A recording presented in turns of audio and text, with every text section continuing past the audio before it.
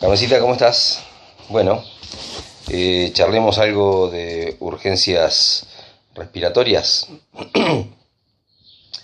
Eh, Empecemos por asma bronquial. Eh, Primero definámosla como enfermedad. Es una enfermedad inflamatoria crónica de la vía aérea. El diagnóstico se hace a través de espirometría, haciendo el famoso índice de Tifenot, que es una razón entre el VEF sub 1, es decir, el volumen expiratorio forzado en un segundo, y la capacidad vital forzada.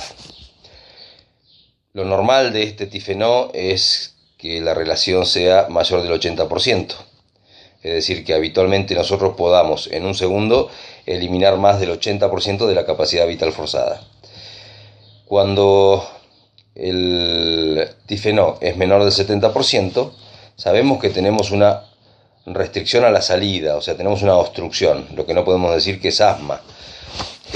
Puede ser tanto asma, puede ser también un EPOC. Entonces, el criterio que nos permite decir que esta situación tiene que ver con el asma es la capacidad de reversibilidad luego de una prueba broncodilatadora, luego de 20 minutos aproximadamente, de el uso de broncodilatadores de acción corta, los SABA, con una mejoría de, según el GINA, la Iniciativa Global del Asma, una mejora del 12% del valor inicial, según la SAE, a través de la doctora que nos dio la charla, una mejora de un 15 o un 20%. Bien. Digamos, las características que nos permiten decir que un paciente es asmático son tres. La hiperreactividad bronquial, que significa que cuando evaluás espirométricamente a un paciente, si en ese momento tiene un Tifenot normal, le podemos hacer un test de provocación, un test de broncoobstrucción sería, con una sustancia como metacolina o histamina, donde se observa, después de la espirometría inicial, una pérdida de la función del 20%. ¿Sí? La segunda característica del asma es la reversibilidad, es decir, hacer el test de broncodilatación, que es lo que mencionamos antes y que nos permite hacer el diagnóstico de asma y la diferenciación con el EPOC. Y el tercer elemento se llama variabilidad, ¿sí? ¿Qué es eso? Si le diéramos a un paciente que ya diagnosticamos como asmático un peak flow, y le decimos que todos los días se haga un peak flow, lo que vamos a ver que a lo largo de un mes puede tener variaciones de hasta un 20%, lo cual indica de que no es una obstrucción fija, sino variable. Bueno, globalmente se puede decir que el asma se la dividió históricamente en asma intrínseca y extrínseca. El asma extrínseca, que es la más frecuente, comienza en la infancia, es más frecuente en los niños, se asocia a problemas de tipo alérgico. Hay en estos pacientes siempre una elevación de la inmunoglobulina E. Bien, y es la más frecuente, como habíamos dicho. El asma intrínseca, a diferencia de la extrínseca, se inicia en la edad adulta, predominan las mujeres. El mecanismo está mediado por citoquinas proinflamatorias, histamina, ¿sí? Y lo que se ve en estos pacientes es que hay una eosinofilia periférica aumentada y en muchos casos una asociación con pólipos nasales y alergia o intolerancia a la aspirina, conformando lo que se llama una tríada ASA, ¿sí? Que sería asma intrínseca, pólipos nasales e intolerancia a la aspirina.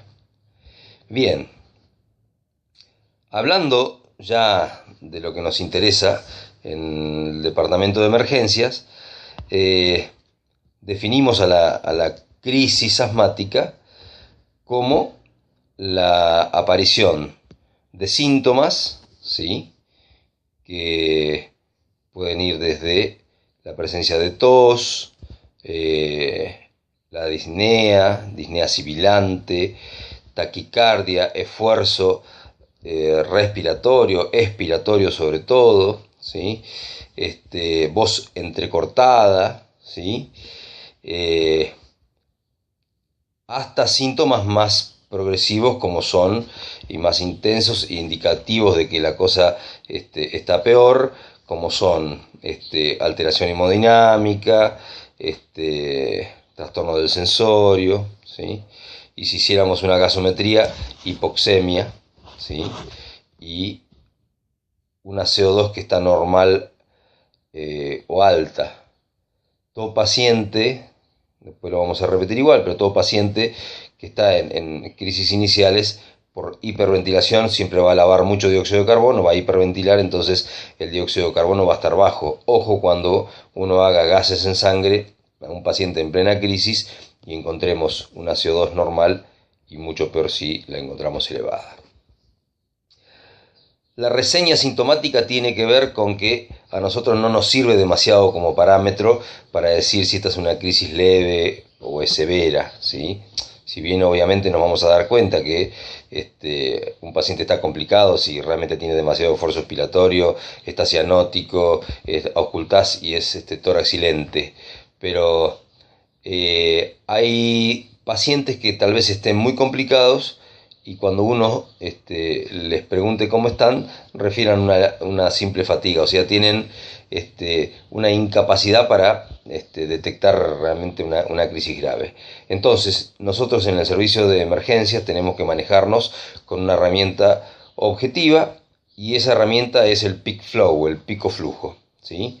El pico flujo es un aparatito con una boquillita. Lo que hacemos es que el paciente insufle el pulmón y trate en el menor tiempo posible, como si fuera en un segundo, mover una bolita que tiene, o sea, exhalar de golpe y llevar lo más lejos posible la bolita marcadora del pico flujo, ¿sí?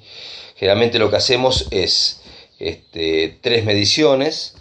Precisamos un paciente muy colaborador, por supuesto, ¿sí? Hay que educarlo como es la maniobra y demás. Y entonces, con ese pico flujo, entonces sí vamos a decir si el paciente tiene una crisis leve cuando el pico flujo está por encima del 70%. ¿El 70% de qué? Bueno, lo lógico sería que nosotros tuviéramos en todos nuestros pacientes asmáticos un pico flujo personal. Entonces, que todos los días el paciente vaya haciéndose su pico flujo y sepamos cuál es su pico flujo basal, para que cuando esté en una crisis podamos comparar con el grado de deterioro que tenga en ese momento. Como raramente pasa eso, lo que hacemos es compararlo con una tabla teórica, en la cual existe un valor de pico flujo teórico en función del peso, talla y edad. Y entonces, cuando el paciente está en una crisis, pero el pico flujo es mayor del 70%, hablamos de crisis leves. Cuando el pico flujo está entre 50 y 70% del valor teórico, es una crisis moderada. Cuando está entre el 33 y el 50%, una crisis severa. Y existen dos situaciones más, ya con un pico flujo por debajo de 30, donde lo que vamos a tener son otras variables para evaluar, básicamente datos duros, como dice Darío, que nos puedan estar demostrando que el paciente está muy severo, torresilente, cianosis, alteración del sensorio y alteraciones gasométricas, ¿sí?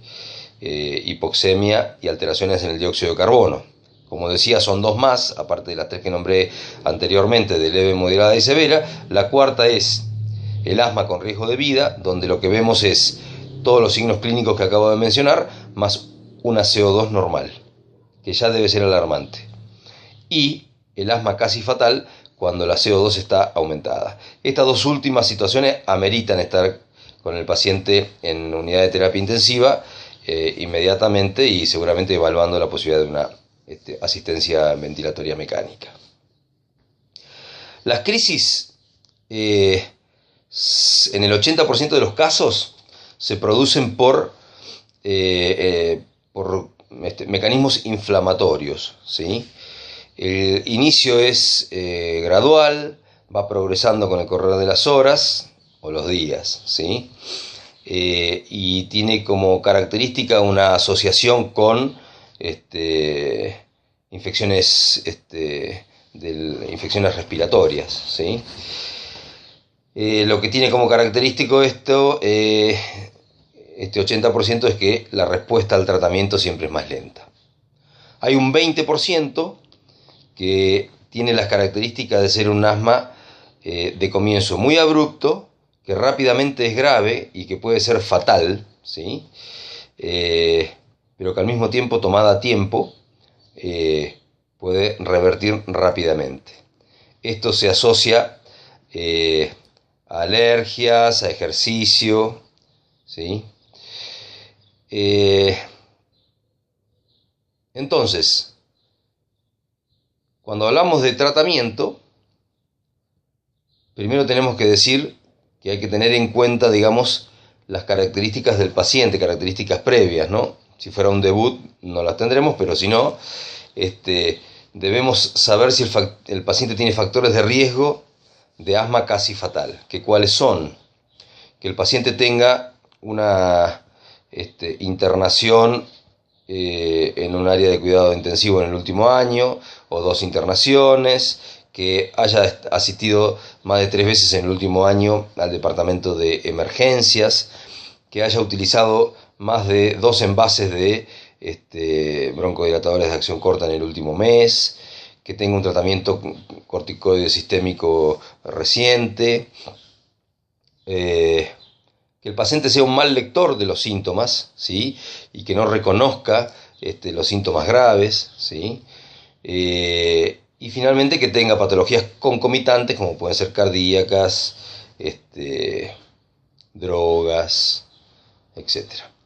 Bien, entonces el tratamiento lo vamos a dividir según la crisis que tenga el paciente.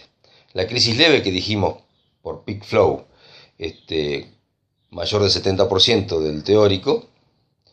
Entonces lo que hacemos es utilizar broncodilatadores agonistas beta 2, adrenérgicos, de 6 a 8 PAF cada 20 minutos durante 1 hora. Se puede utilizar nebulización continua en una dosis de 5 a 10 miligramos. Se dice que puede ser más beneficiosa la nebulización continua que los PAF por aerocámara. La segunda cuestión es tratamiento con corticoide. Lo que se sabe es que el inicio de acción de los corticoides es lento, entonces da lo mismo dar un corticoide inyectable que uno por vía oral. Entonces se utiliza deltisona, meprednisona, 1 a 2 miligramos kilo, máximo 60 miligramos, que es el equivalente de 240 miligramos de hidrocortisona. A los 60 minutos, es decir, le dimos el corticoide y iniciamos además las 3 series de salbutamol, 6 a 8 PAF cada 20 minutos, y a la hora tenemos que reevaluar. Si el paciente mejoró todos sus síntomas y persiste con un peak flow mayor de 70, se va con tratamiento ambulatorio, corticoide y broncodilatador por 5 días, con criterios de alarma y con control por consultorio externo. Si no mejora, se pasa a una segunda hora, repitiendo el esquema de broncodilatadores, y si, obviamente en teoría tiene que mejorar. Si no mejora, hay que pensar de que ese paciente está dentro del 80% de las crisis asmáticas que son por mecanismo inflamatorio, y que si no revertieron rápidamente no están en el otro 20% que tiene que puede ser grave pero que tiene rápida respuesta. Si a las 2 horas no mejoró, aunque sea leve la crisis, internémoslo y démosle tratamiento endovenoso. La crisis moderada es bastante similar, o sea, dijimos que entre el 50 y el 70% del peak flow se denomina crisis moderada. Lo que hay que hacer es repetir el tratamiento con beta 2, 6 a 8 PAF cada 20 minutos la primera hora, y si de última se repite, si el paciente no mejora, se le da el corticoide, y de la misma forma, si el paciente pasa de estar por debajo del 70% a estar con un peak flow por encima del 70% y no está sintomático, se va de alta, ambulatorio, tratamiento ambulatorio, control por consultorio externo. Si el paciente no mejora, pasa a internación por la misma cuestión. Ese paciente seguramente es un paciente que está dentro de el grupo del 80% de pacientes que tienen un asma inflamatoria y que la respuesta va a ser lenta, y sobre todo a los corticoides. Va a necesitar corticoides y eso va a llevar su tiempo. El asma severa tiene esas características que hablamos en cualquiera de las otras dos: tratamiento con el salbutamol, pero ahora sí asociado a un anticolinérgico broncodilatador, que es el ipatropio. La dosis de salbutamol es la misma que en las otras crisis, de 6 a 8 PAF cada 20 minutos, asociados ahora a 8 a 12 PAF de ipatropio. Del ipatropio, para comentar, es que tiene un inicio de acción a los 20 minutos y que hace un pico a los 90, que no debe darse solo porque seca mucho las secreciones y puede favorecer la aparición de atelectasias. Bien, en este grupo también se le va a dar corticoides. Lo que se puede decidir aquí es darle ya corticoides sistémicos, que en este caso sería darle 100 miligramos de hidrocortisona endovenosa y cada 8 horas, porque este paciente se va a quedar internado, ¿sí? Si el paciente tiene una respuesta incompleta, dijimos que la crisis es severa, tiene un peak flow por debajo del 50%. Entonces, pongamos que el paciente tiene una respuesta favorable y el peak flow llega al 70%, uno podría, ¿sí?, hay que ver el paciente, podría darle el alta con todas las pautas de alarma, ¿sí? Si tiene una respuesta parcial, es decir, quedó con un peak flow entre el 50 y el 70%, ese es el que se va a internar. Se le puede hacer antes un segundo ciclo, una segunda hora, pero probablemente se va a quedar internado porque tiene mecanismo inflamatorio en su producción y va a necesitar tiempo. El que persiste con un peak flow por debajo del 50, un 40%, hasta un 30%, se va a internar, y probablemente lo que vamos a evaluar es si no pasa a un área de cuidado crítico, ¿sí?, donde además sería aconsejable que se vaya evaluando la posibilidad de agregar otro tipo de tratamiento, como puede ser el tratamiento con sulfato de magnesio, 2 gramos cada 20 minutos, o un goteo continuo de 6 gramos por hora. El cuarto tipo de crisis y el quinto tipo de crisis, que serían el asma con riesgo fatal y el asma casi fatal, o sea, uno se llama asma con riesgo de vida y el otro asma casi fatal, tenían como diferencia que el asma con riesgo de vida, la CO2 ya estaba normal y eso era un criterio de gravedad, y el asma casi fatal con una CO2 elevada, que nos ponía de manifiesto que el paciente estaba muy crítico, agotado muscularmente, seguramente excitado, y que va a requerir drogas para tranquilizarlo, adaptarlo a una máscara para favorecer su oxigenación. Nunca dijimos, el objetivo de oxigenación en el paciente asmático es tratar de llevarlo por encima de 94%, ¿no? Bien. Entonces, estos pacientes, decía, los que van a necesitar van a ser áreas de emergencia, donde seguramente se lo va a sedar al paciente y se va a proceder a la intubación. La intubación tiene que hacerse con el tubo lo más amplio posible, porque lo que vamos a tratar de hacer es que él pueda desprenderse de todo su estado de hiperinsuflación pulmonar que tiene, ¿no? Una vez que se lo intuba, se procede a ventilar con un VT muy bajo, ¿sí? 5 mililitros kilo, con una FiO2 al 100% inicialmente y una PIP que sea levemente superior al autopip del paciente. Como nos decía el doctor Menéndez, si tenemos un paciente que cuando lo ponemos al ventilador, porque lo que nosotros tenemos que hacer es tratar de que el paciente elimine su exceso de aire que tiene por la retención. Entonces tratamos de hacer la relación inspiración-expiración lo más larga posible hacia la expiración, es decir, una relación IE entre 1 y 4, por ejemplo, ¿no? Pero si nosotros vemos que a pesar de ese tiempo que le dimos no logra sacar el aire y entonces está generando autopip, ¿sí?